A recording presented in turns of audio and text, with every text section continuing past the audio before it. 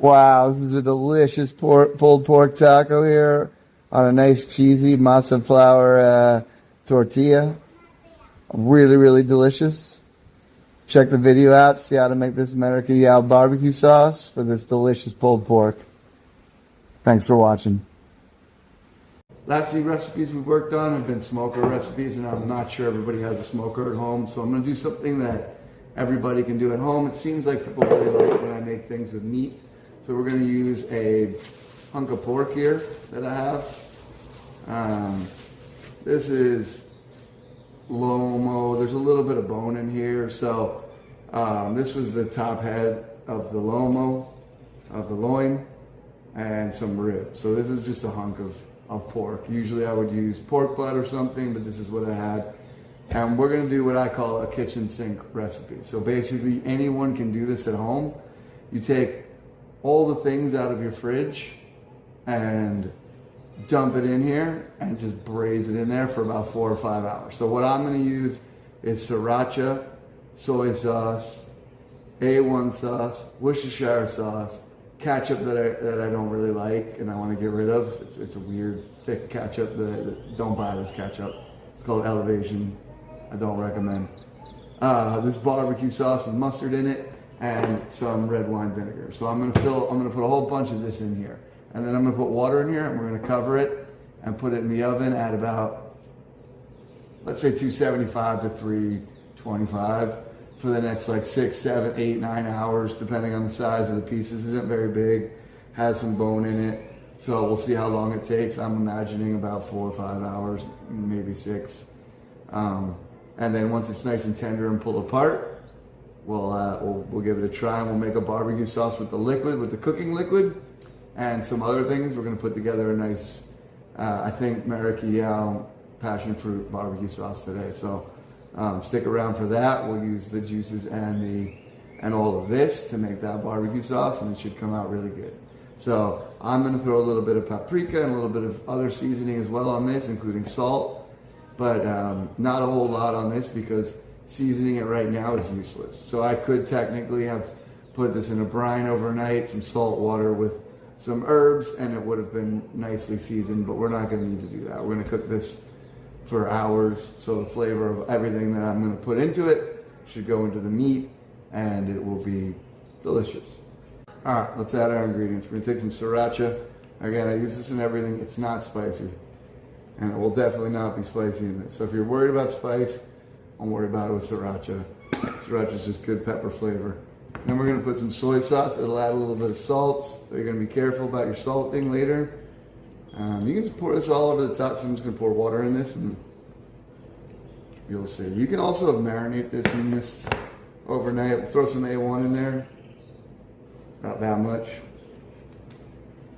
We're gonna throw some Worcestershire sauce in there, about that much. Worcestershire is delicious, so I don't know. I don't think there's a limit to how much you can use and still be delicious.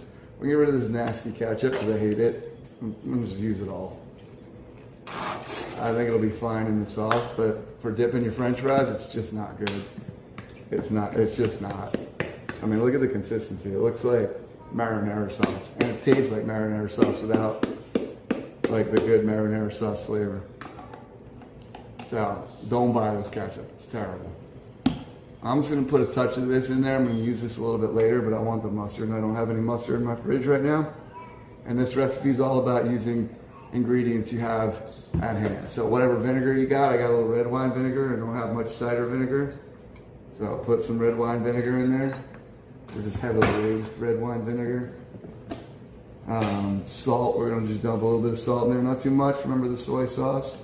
We can always add salt later. You can't take it out. Some black peppers going in there. We're gonna put some cayenne. Again, if you're afraid of spice, skip the cayenne. But like this amount, you're not gonna notice it. Paprika, another one that I put in everything. It's delicious. Don't be scared to use a lot. And I got this onion powder that we'll throw in there too for the hell of it.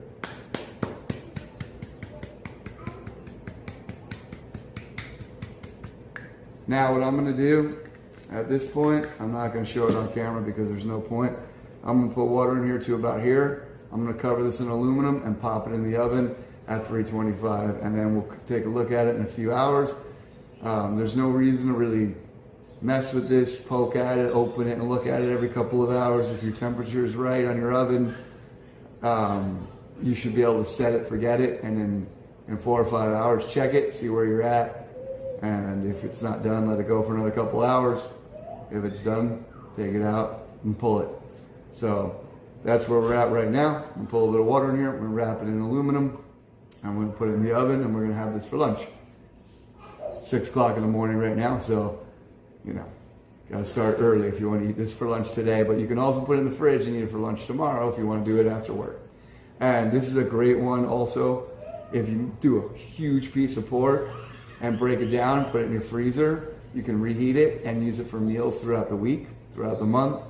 It's a really good meal to store, so good economical meal as well. Just so you can see how much I filled it up, now we're gonna wrap it, put it in the oven.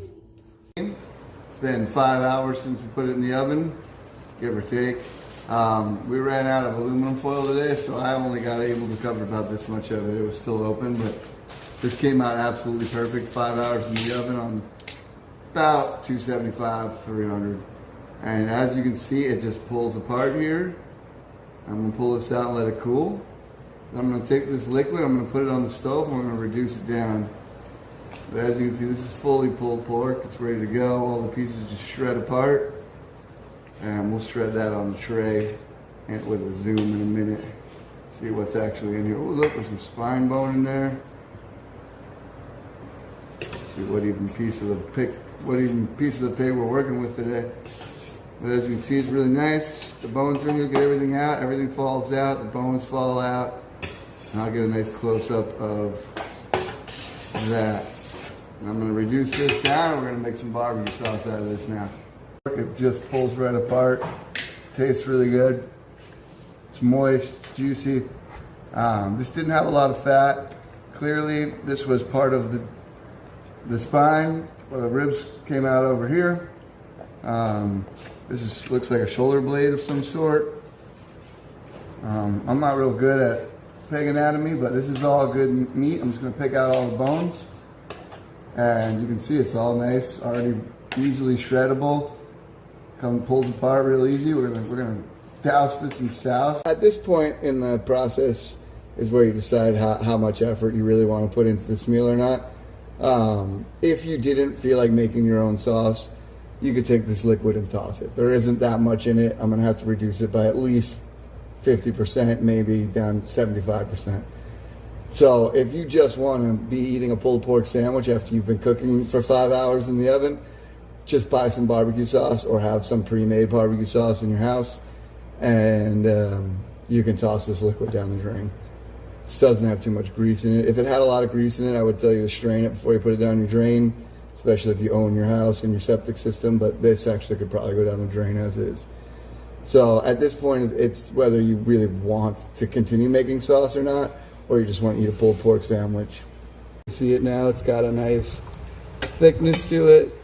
It is extremely salty, so I'm not going to do anything to it right now other than add this frozen passion fruit that I have. A friend of ours gave us some maracuyá, which is just passion fruit in Spanish, and we seeded it, and my wife put it in the freezer and froze it. So I'm going to take all of this, put it in there, throw the blender in there, we're going to blend it up, and we're going to taste it. And if it needs it, I might add a little bit of cider vinegar. Otherwise, this is our maracuyá barbecue sauce. Make sure none of those big seeds are in there. Changing the color considerably. Give it a little taste. This is the part of the video that pretty much nobody watches, so this is where I get to do whatever I want. So my wife was nice enough to make some tortillas. This is just a little masa, water, salt, and cheese, mixed, flattened out, and tortillaed up. Maybe I'll do a video one day on making tortillas. Then we have our pulled pork here. So we put that in there. And you can put some pineapple slaw on this. You can put some regular coleslaw. You can just put, make it tacos, lettuce, tomatoes, whatever you like. I'm just gonna do meat and sauce. The tortillas have cheese in them already. I'm not gonna put too much of this sauce, it's pretty strong. The maracuyá is not super sweet. So it's gonna add a little bit of saltiness, a little bit of acidity. It's gonna be really nice. Really nice in there. You can see the seeds of the maracuyá. Don't worry about that. Still pretty good. We're gonna give this a taste. See how it is. Oh yeah, that's good. You might want to give this a try at home. Really easy. Have fun. Mix up the recipe as you like. Put things you like, put things you don't like. Thanks for watching to the end.